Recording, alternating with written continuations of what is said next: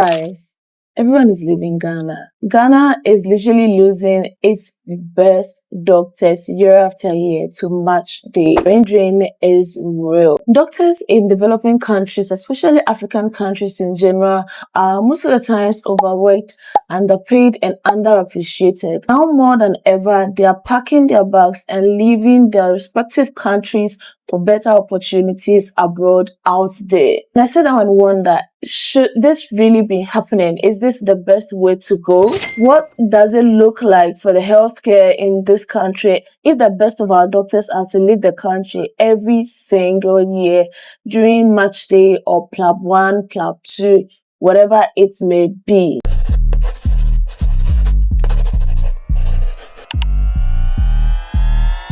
Hey guys, my name is Belinda. I'm a medical doctor and a passionate content creator. If you're new here, you are warmly welcome to my YouTube channel. Do well to stay and enjoy this happy family, okay? You are now a family member, so do well to stay. As you are going on, if you enjoyed this video, I'd like you to give this video a thumbs up. If you like something about this video that you'd like to share, leave your comments in the comment section and do well to subscribe to my channel for more and more educative, interesting, and informative videos. So in today's video, we are delving into a very serious topic, brain drain, and what effects it may have on our healthcare and economy in general in this country or even many African countries out there. What does this mean to our healthcare system? And can we survive this massive exodus? Let's talk about this. So without wasting much time, let's dive right into the video. In the middle of this month was Match Day, meaning that after USMLE, a number of people are matched into certain residency program, and most of the I matched tweets I saw on X were Africans, Ghanaians, and Nigerians particularly.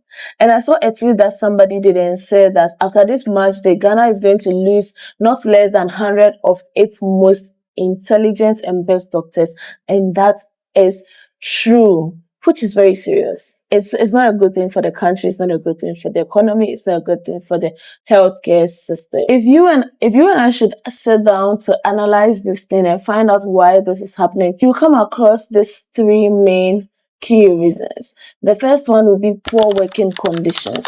Most of our hospitals are overcrowded and they lack the necessary resources that a Ghanaian doctor would like to use to practice in order to unleash the full potential of being a certain doctor in a particular specialty. In the midst of all these issues with its overwhelming patient loads, these do not surprisingly translate into the remuneration given to doctors or the payments given to doctors per the kind of work that we do in this country. Why do you think most Ghanaian doctors are leaving for the UK, for the US, or even Australia, Canada, what have you? Because over there they can earn as much as 5 times what we earn in Ghana.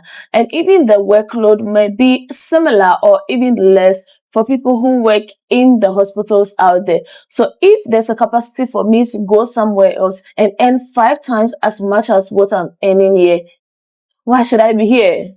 Because after all, why are we doing this? The end goal is to get something good, get something valuable, get money in the end to live a good life, right? Yes, the passion is there, but money is really a big factor, which is why most Ghanaian doctors are leaving the country. They are going to seek greener pastures out there. And mind you me, when they go, they get it. There's no two ways about it. When they're able to write their exams, go there, start residency, and go through the journey, they get it. They get to earn 5 or more times as much as what they would have earned as a specialist in Ghana.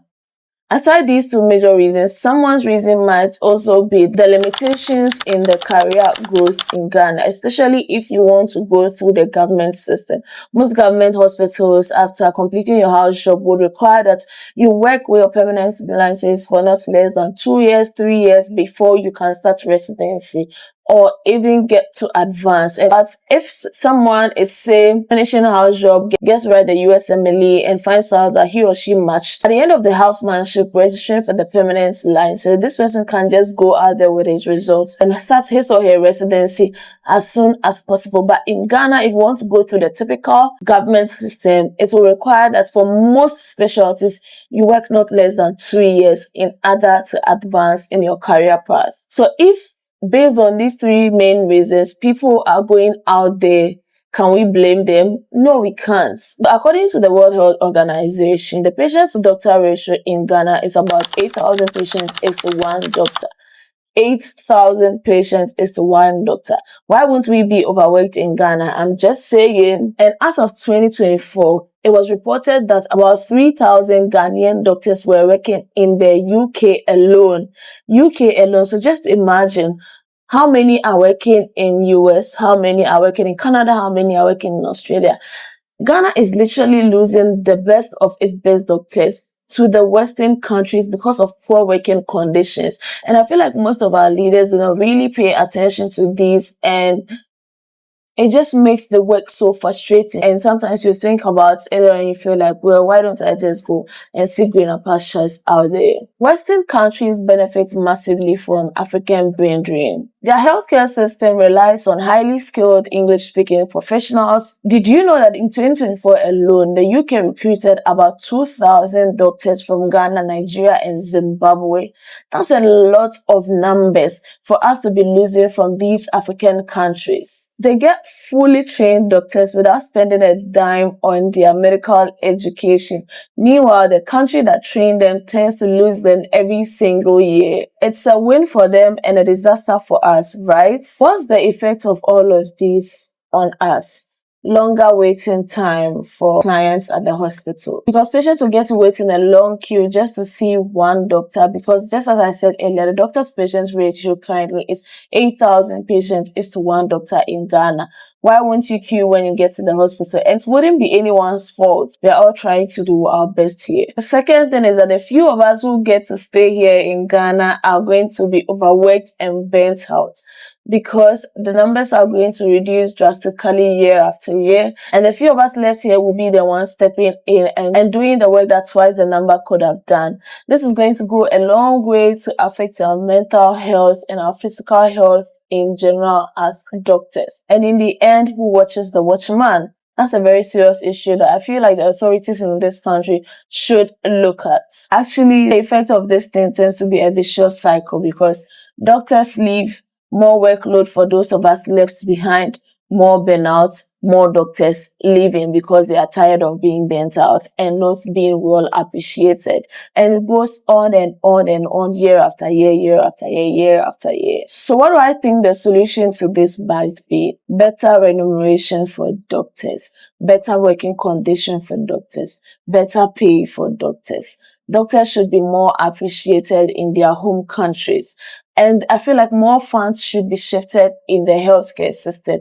Our politicians and authorities tend to make a lot of policies around economy. The economy this, the economy that, forgetting about our healthcare system. If you take your time to critically assess the healthcare system in Ghana, you realize that we are far behind where the world is at, because some of the things that we are still doing in Ghana here have been archaic and something that have been out of the system for a very long time. But because our resources are limited, we tend to do those things over and over again. I feel like this is not impossible, because countries like India and China have found strategic ways to deal with their brain drain. So why can't we do this as a country? We just have to have our leaders pay more attention to this.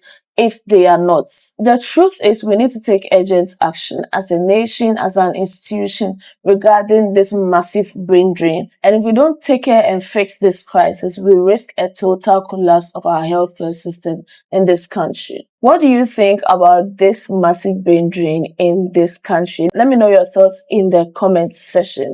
If you enjoyed today's video, don't forget to like this video, leave your thoughts in the comment section, share this video, and subscribe to my YouTube channel for more videos. Thank you so much for watching today's video. I'll see you in my next video. Bye.